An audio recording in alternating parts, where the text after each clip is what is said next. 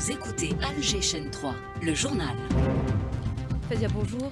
Bonjour Hajar, Yannayer 2975, nouvel an Amazir. Le président de la République présente ses vœux à l'ensemble des Algériens d'ici et d'ailleurs.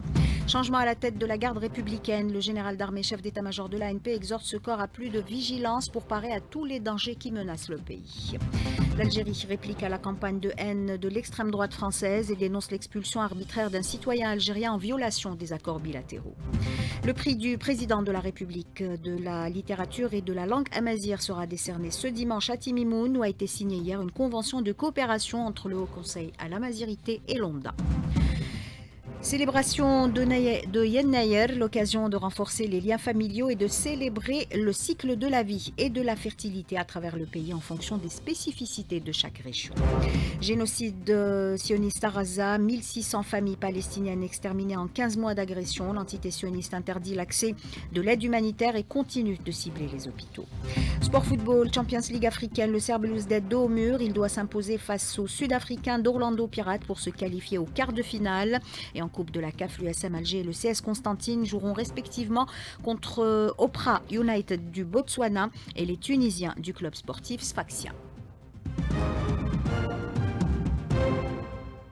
Madame, Monsieur, bonjour. Nous sommes le 12 janvier. Nous célébrons aujourd'hui le nouvel an Amazigh de 1975. L'occasion pour le président de la République de présenter ses vœux au peuple algérien, souhaitant santé et bien-être à l'ensemble des Algériennes et des Algériens à l'intérieur du pays et à l'étranger. Message de vœux également des présidents du Conseil de la Nation et de l'APN, Salah Goudjil et Brahim Bourali. Le général d'armée, ministre délégué auprès du ministre de la Défense nationale, chef d'état-major de l'ANP, a quant à lui présenté ses vœux au personnel de la garde républicaine et à l'ensemble du personnel de l'armée. C'était lors de la cérémonie d'installation du général-major Tahar Ayed dans les fonctions de nouveau commandant de la garde républicaine par intérim en remplacement du général d'armée Ben Ali. L'occasion pour Saïd Chengriha de réitérer l'intérêt accordé à la garde républicaine par les plus hautes autorités du pays. On l'écoute. Vous connaissez tous l'intérêt majeur que nous accordons à la garde républicaine sous la conduite de Monsieur le Président de la République, chef suprême des forces armées, ministre de la Défense nationale, et qui se traduit dans la volonté à réunir tous les facteurs humains et matériels, à même de développer les capacités de cette armée pour qu'elle puisse être en concordance avec notre aspiration à en faire une armée d'élite par excellence. Nous avons toujours œuvré à garantir une prise en charge effective de la ressource humaine que nous considérons comme un pilier indispensable pour tout effort d'évolution et de développement réussi. Le général d'armée n'a pas manqué d'exhorter les personnels de la garde républicaine à la vigilance pour parer à tous les dangers qui menacent notre espace régional.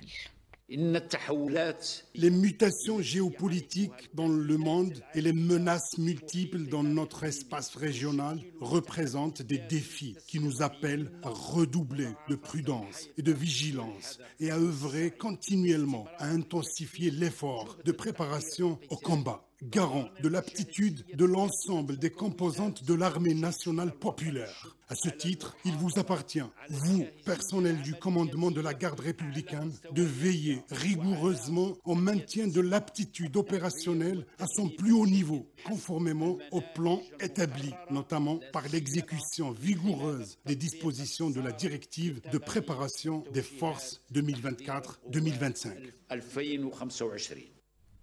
L'Algérie, cible d'une campagne de désinformation menée ces derniers jours par l'extrême droite française, une campagne qui attise les tensions déjà très fortes entre Alger et Paris.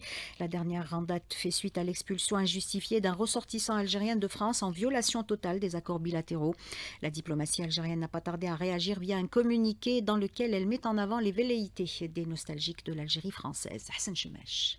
Il faut savoir que le ressortissant objet de l'expulsion vit en France depuis 36 ans. Il y dispose d'un permis de séjour depuis 15 ans. Il est père de 2 enfants nés de son union avec une ressortissante française. Il est socialement intégré dans la mesure où il exerce un emploi stable depuis 15 ans. L'ensemble de ces données lui confère indubitablement des droits que son expulsion précipitée et contestable l'a empêché de faire valoir tant devant les juridictions françaises qu'européennes. En conséquence, ce ressortissant n'a pu bénéficier d'un procès judiciaire en bonne et due forme qui constitue un rempart contre l'abus de pouvoir, dans la mesure où son ordre d'expulsion, s'il avait été mené à son terme, l'aurait privé de défendre ses droits lors du procès prévu le 24 février de l'année en cours. La partie française n'a informé la partie algérienne ni de l'arrestation, ni de la mise en garde à vue, ni de la détention, ni de l'expulsion du ressortissant en cause, et cela en violation des dispositions pertinentes de la Convention consulaire algéro-française du 24 mai 1974. La partie française n'a pas donné non plus suite à la demande de la partie algérienne d'exercer sa protection consulaire au profit du ressortissant concerné à travers le droit de visite, rappelle le ministère.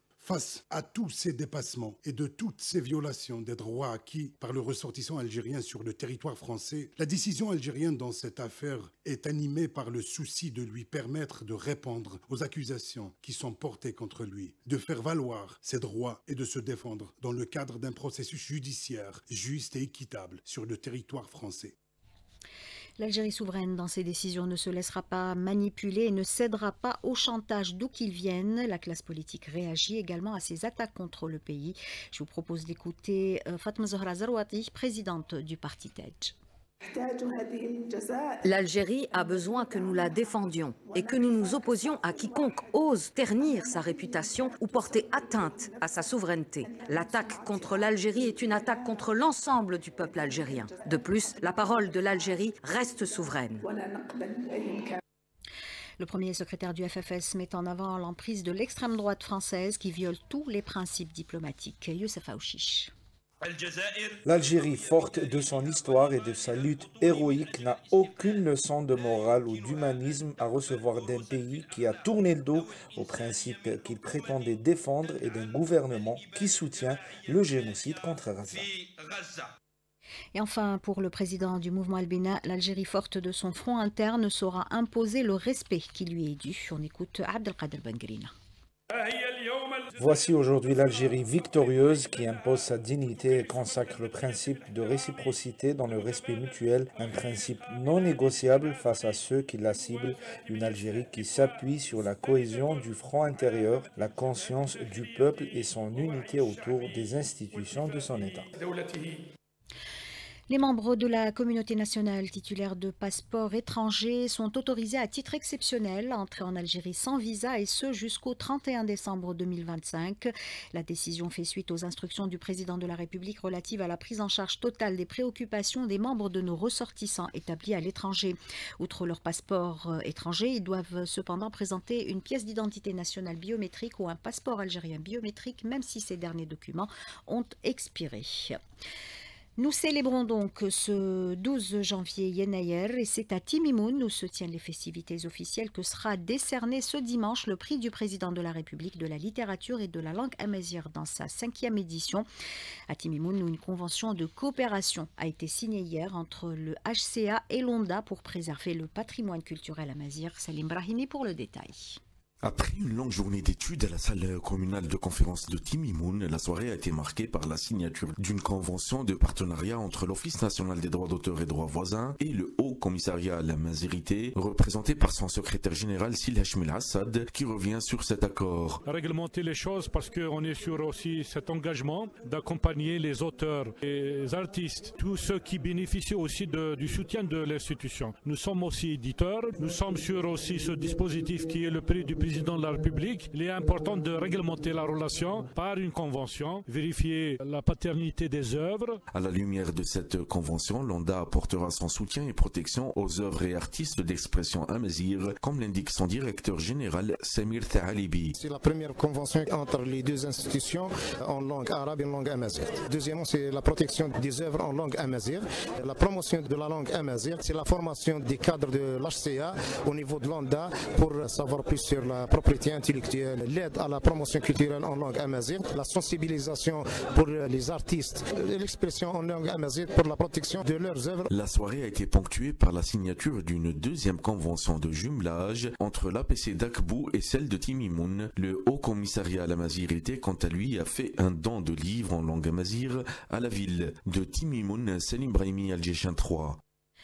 Le Nouvel An amazigh, une fête ancrée dans les traditions algériennes, étroitement liée à la terre. Cette date marque le début de l'année agricole. On y célèbre le cycle de la vie et de la fertilité. C'est l'occasion de renforcer les liens familiaux à travers des rencontres festives où l'on prépare généralement des plats traditionnels, chaque région selon ses propres spécificités.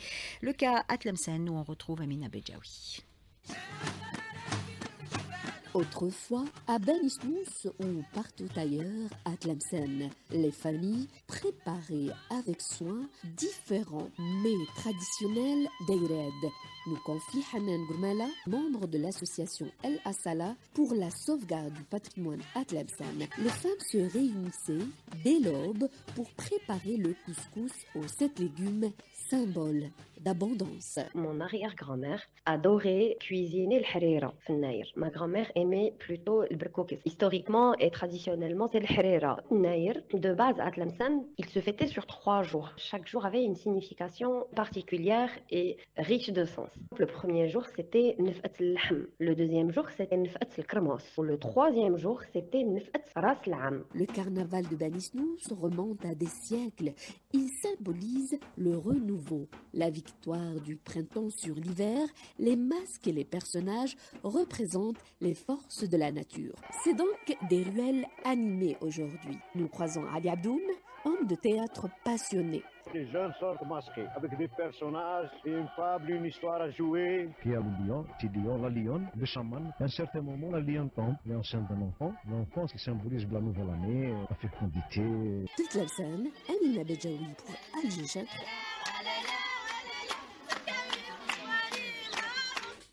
Et on reste à l'ouest pour aller à Mostaganem où le cherchem et el Kouarat sont des spécialités culinaires incontournables pour fêter Yennayer, nous dit Yamina Hamdout. Dès les premiers jours de janvier, les marchés se parent de couleurs chatoyantes, offrant des produits locaux et des ingrédients typiques pour les repas festifs. Les femmes, gardiennes des traditions culinaires, s'activent dans les foyers pour préparer cherchem et el Kouarat, des plats emblématiques de cette fête ancestrale. Nous préparons le Kouarat à la viande hachée et au fromage. C'est une tradition que ma mère et ma grand-mère nous ont transmise. Naïr, c'est un moment de gratitude pour l'abondance et pour la nouvelle année qui commence. Notre objectif est de faire découvrir aux jeunes générations la richesse de leur patrimoine et d'insuffler un sentiment de fierté envers leurs racines. Pour beaucoup, Yennayer représente un pont entre le passé et le présent. Un moyen de célébrer une identité commune tout en tissant des liens entre les générations. Mostaganem offre chaque année un éclatant tableau de fierté culturelle. De Mostaganem, Yamina Hamdout, Algéchin 3. Direction à présent à Médéa où une ambiance festive marque la célébration de Yennayer. Sidali Fares. Dans la région du Titiri, à Médéa, les traditions restent profondément ancrées. Cet événement est célébré avec des qadettes traditionnels, des plats traditionnels, des gâteaux et des sucreries, ainsi que des activités liées à la décoration intérieure et aux vêtements portés à l'occasion de Yennayer. Madame Samia Inoussi, directrice du musée des arts et traditions populaires de Médéa. La célébration du Nouvel An amazigh et Yennayer met en valeur la richesse de l'identité nationale et de ses composantes qui symbolisent la diversité culturelle et le pluralisme culturel en facteur d'unité nationale. Par conséquent, le musée public des arts et traditions populaires de Médéa organise une célébration comprenant plusieurs activités. Il y aura un cadet traditionnel sur le costume et tradition de la célébration de Yennayer avec l'association d'art et authenticité d'Alger et une association de Médéa. On va avoir accès sur l'atelier, sur la fabrication de Helwat al-Anoub, qui est le kefta. Elle est l'un des desserts traditionnels et sains. Le musée des arts et traditions populaires de Médéa va lutter pour sa survie car elle fait partie du patrimoine de la ville de Médéa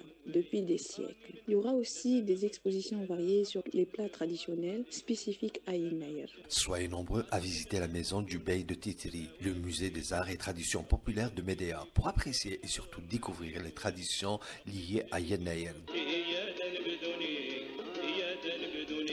Fidèle à ses principes de solidarité, l'Algérie envoie des aides humanitaires au Burkina Faso. 4 avions se sont envolés hier de l'aéroport militaire de Boufarik, à leur bord des produits alimentaires, des médicaments et des tentes, entre autres. Le génocide se poursuit à Gaza. 1600 familles palestiniennes exterminées en 15 mois d'agression selon les médias palestiniens. Une dizaine de martyrs sont tombés la nuit dernière dans une frappe contre une école abritant des déplacés. L'attaque a fait également près de 30 blessés, dont une vingtaine d'enfants. L'hôpital Al-Aouda, le dernier à fonctionner dans le nord de Gaza, est submergé de patients.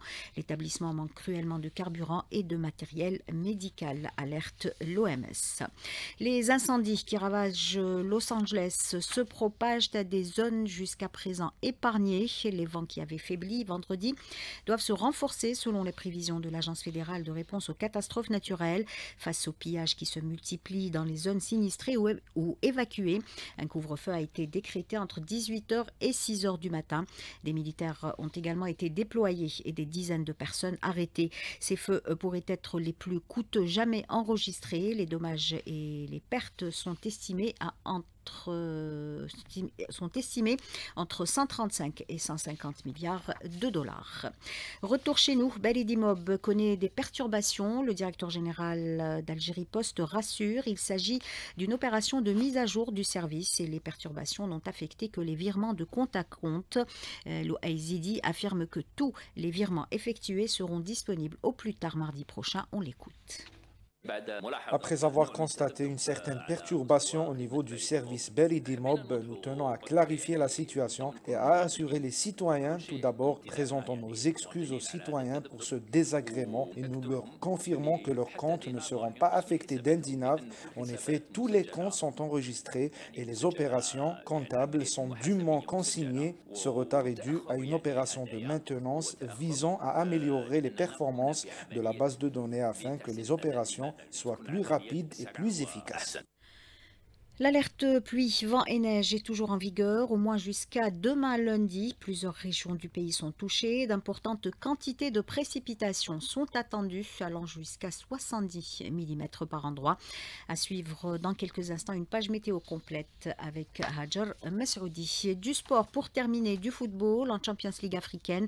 Le Serbe Belouizdad jouera son va-tout ce dimanche face aux Sud-Africains d'Orlando Pirates. Les Belouizdadi, qui totalisent 2 défaites de suite, n'ont plus droit à l'erreur s'ils veulent se qualifier pour les quarts de finale.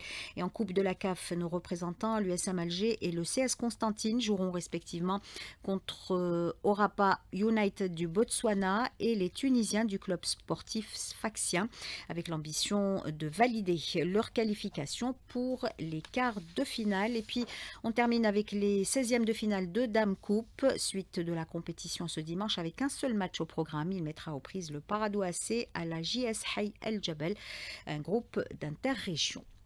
8h, bientôt 18 minutes sur Alger Chaîne 3. C'est la fin de ce journal réalisé par Issa Abdelrahman. Yassine était à la console technique, Tahar à la régie d'antenne et Ikram au streaming vidéo. Tout de suite, Hajar Mesroudi pour la météo du jour.